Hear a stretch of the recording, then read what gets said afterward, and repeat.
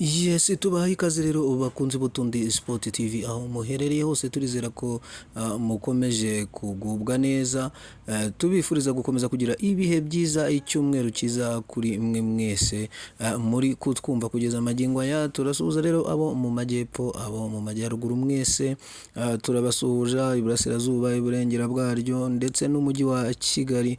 Mwese twizere ko muri amahoro kandi mukomeje kugira ibihe byiza. Ntabwo twasiga rero aba diaspora n'abandi bose bagenda bumva ururimi rw'ikinyarwanda aho muherereye hose, turizera ko mumerewe neza. Agiye rero muri kumva ni Frank Sabe, aha ni Kutundi TV. Ubu rero mu makuru yacu y'urubuga rw'imikino tugiye kurebera hamwe ibiri kugenda bivugwa cyane mu ikipe ya Rayon Sport. Turareba umukinnyi Abedi wagiye agasimburwa n'undi Abedi nanone winjiye Bigirimana, ariko uyu mukinnyi wagiye yagurishijwe n'ikipe ya Rayon Sport, rero umusimbura we akaba atangiye kugenda anugwanugwa, ndetse binavugwa ko ikipe ye yamaze kumvikana n'ikipe ya Rayon Sport kugira ngo bazabashe kugenda bahinduranya uno mukinnyi. Rero kuvuga ngo amakuru agenda atugeraho nuko bumvikanye ko bazamutangaho miliyoni 10, kandi hategerejwe ko Rayon Sport imara kohereza amafaranga kuri konti ya Rutsiro, na Rutsiro nayo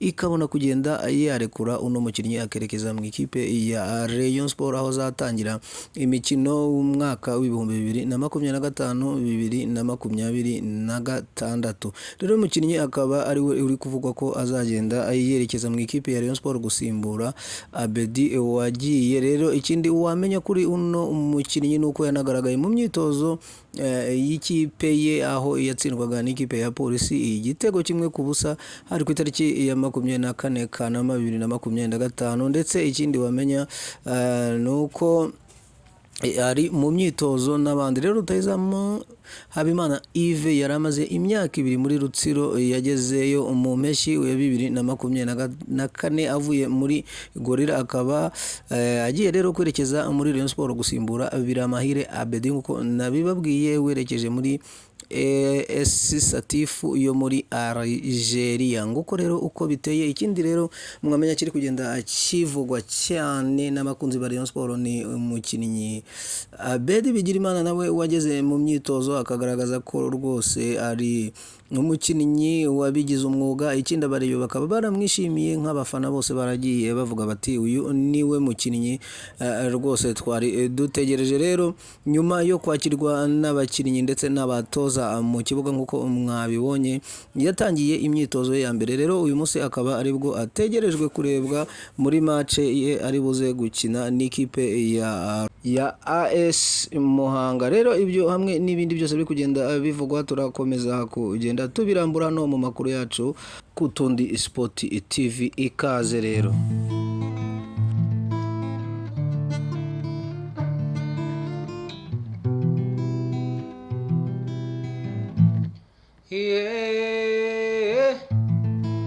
Namenye ibanga. Nkuko rero twari tumaze kubibabwira, ikipe ya Rayon Sport iraza kuba imanuka Muhanga igiye gukina na AS do Muhanga umukino wayo wa gicuti. Biraza kumanuka rero ifite abakinnyi mu by'ukuri bagiye bagaragara mu myitozo, bari gukora imyitozo. Kareba rero ko muri abo bakinnyi hari 11 umutoza Afahamia Lotfi ateganya kuza kugenda abanzamo. Rero iyo kipe iraba mutoza nkuko nari maze kubivuga, umutoza mukuru bari Afahamia Lotfi, umwungiriza Azizi Lotfi na Haruna nawe ni umutoza wungirije. Rero bakaba aribo baza kugenda bajyanye iyo ekipe guhura n'ikipe ya Muhanga.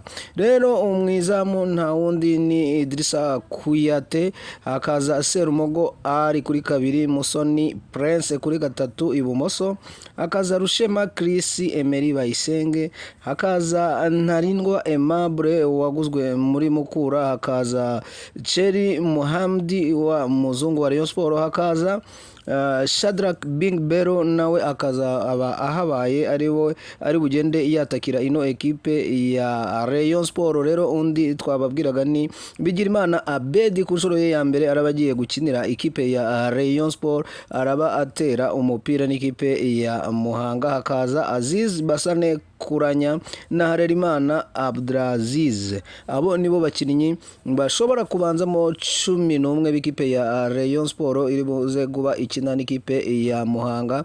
Rero ikaba ifite abasimbura, hari mu izamu harimo Patience, hakaza na Ganijuru Eri, hakazaho Olivier Sefu ndetse na Adama Bagayogo. Abo abakaba aribo bari bugende basimbura mu ikipe ya Rayon Sport ukurikije uko imyitozo yagiye ikorwa n'uburyo abakinnyi bagiye bahagaze muri rusange. Ibanga mbabwira narindi n'utundi Sport TV.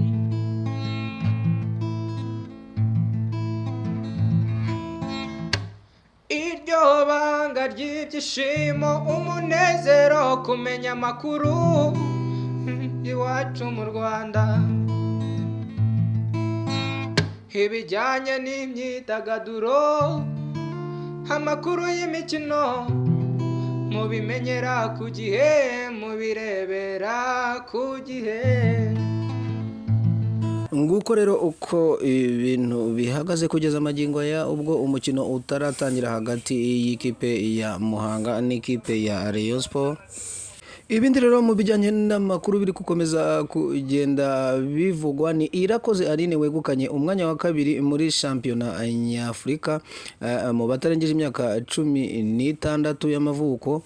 Ari gukinira rero ikipe y'igihugu ku nshuro ye ya mbere, yabigezeho nyuma yo ku itariki ya 26 Nyakanga 2025 ubwo yageraga ku mukino wa nyuma y'abakina umuntu ku giti cye mu cyiciro cy'abari munsi y'ibiro 53 muri kumite. Rero nibyo bita kurwana mbere yo guhangana mu cyiciro cya kumite, kandi Irakoze Aline uyu yari yabanje gukina no guhatana muri kata kwiyerekana. Ni imyiyerekano bagenda berekana nyine bakora kata, benshi muri mwe mugenda mubimenyere cyangwa se mubizi. Rero akaba yabashije kugenda yegukana umwanya wa kabiri, ariwo mudari wa silver rero yegukanye.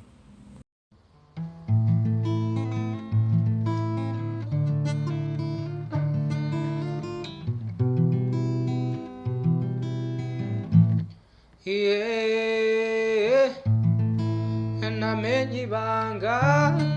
Ibindi rero wagenda umenya nuko ikipe y'igihugu y'abagore ya Nigeria yatsinze iya Maroc ibitego 3-2 mu mukino wa nyuma y'igikombe cya Afurika mu bagore, yegukana irushanwa ku nshuro yayo ya 10 yose.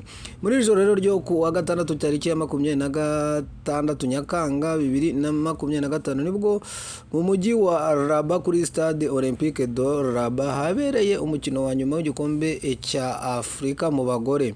Wari umukino rero utoroshye na gato, ukomeye cyane ku buryo ku makipe yombi afite ibigwi muri iri rushanwa, ariko nanone bikaba akarusho kuri Maroc yaryakiriye, yakiniraga imbere y'abafana bayo. Ku munota rero wa 12 gusa Maroc yamaze kunyeganyeza inshundura ku gitego cyatsinzwe na Gizarene Chebake wa 24 gusa. Sana Msudi yongeramo ikindi gitego cya kabiri. Igice cya mbere cy'umukino cyarangiye hari icyizere ko Maroc iri mu manota meza, ariko ku munota wa 58 Nigeria yakoze impinduka zahinduye umukino ku buryo bwagaragariye buri wese. Havuyemo Chimwendu Hewuzo na Harimatu Ayinde, hajyamo Jennifer n'undi mukinnyi. Rero abo bakinnyi nibo baje kugenda bahindura ibintu bikomeye cyane ku byagendaga bibera rero muri icyo kibuga. Nyuma y'iminota 5 hakozwe impinduka, Esther Okonoko yabonye igitego cya mbere cya Nigeria kuri penalty ku munota wa 71. Ahereza umupira Forashade Ijamirusi ashyiramo icya kabiri.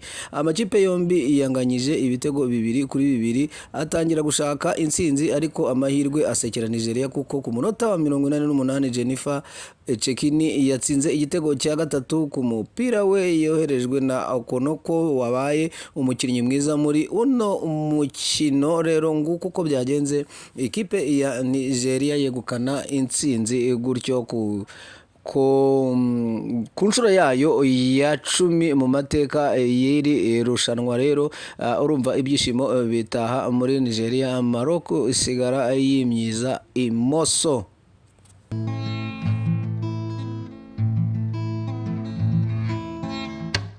iryo banga ry'ibyishimo, umunezero, kumenya amakuru iwacu mu Rwanda, ibijyanye n'imyidagaduro, amakuru y'imikino, mubimenyera ku gihe, mubirebera ku gihe. Nguko rero uko ibintu byifashe n'amakuru ari kugenda acicikana ku mbuga nkoranyambaga ndetse n'abakunzi ba ruhago muri rusange. Rero turashimira mwese mukomeza kudutega amatwi, abakoze subscribe turabashimira by'umwihariko, abatarayikora kandi namwe iki nicyo gihe cyiza cyo kutwiyungaho tukajya tubana mu makuru yacu agiye atomoye kandi azira impuha, namwe mukaba umwe mu bagize uno muryango mugari kandi mukadufasha gutera imbere nk'uko nta muntu wifuza kugumaho ari. Rero ngayo nguko mwakora subscribe, mwe mutarayikora mugakora comment kugira ngo tugende tumenya nimba ibyo twabagejejeho wenda hari igitekerezo mu bifite hose cyangwa inyunganizi. Ibyo byose byagenda bituma turushaho gukora neza kandi ko dukorera mwe tukagenda tubashimisha. Rero reka dusoreze amakuru yacu tubabwira ku ikipe ya Arsenal. Victor Gyökeres yatangajwe nk'umukinnyi mushya wa Arsenal nyuma yo kwemeranya nayo ku masezerano yo kwikinira imyaka 5, ashimangira ko agiye kwihesha ibikombe n'udukombe tuzagenda ducaracara. Rero ngiyo inkuru iri kugenda ivugwa n'abakunzi b'ikipe ya Arsenal muri rusange. Rero ibyo byabaye nanone kuri uyu wa gatandatu tariki ya 26 Nyakanga 2025. Ibyishimo byari byose ku bakunzi ba Arsenal.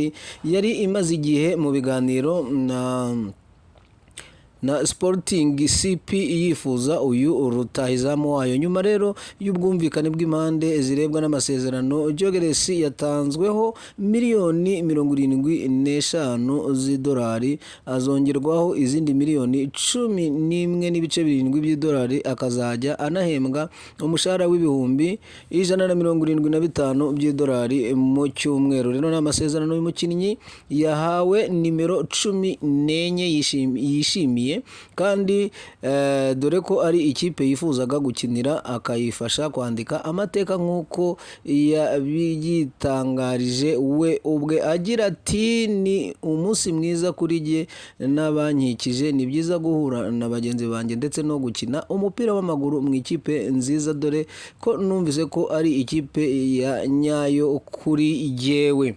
Urumva rero ko abakunzi b'ikipe ya Arsenal nabo bishimiye neza kwakira uyu rutahizamu wabo umushya uzaza yiyongera ku bandi bakinnyi basanzwe bakinira iyo ekipe ya Arsenal ndetse n'abandi bazagenda bagurwa muri ino mpeshyi. Ngayo nguko rero ngibyo byakomezaga kugenda bicaracara kuri iki cyumweru ku mbuga nkoranyambaga. Ngayo amakuru twabashije kugenda tugukusanyiriza kugira ngo tugende tubirebera hamwe.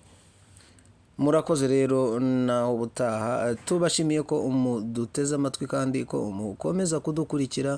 Twizere ko mukomeza kugira ibihe byiza aho muherereye hose n'icyo muri gukora cyose. Icyumweru cyiza kuri mwe bakunzi Ubutundi Sport TV.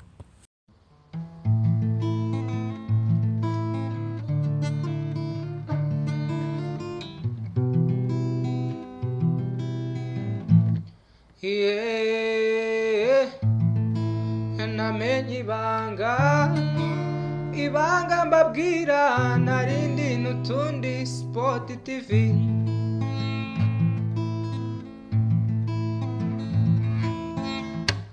Iryo banga ry'ibyishimo, umunezero, kumenya amakuru iwacu mu Rwanda, ibijyanye n'imyidagaduro, amakuru y'imikino mubimenyera ku gihe, mubirebera ku gihe.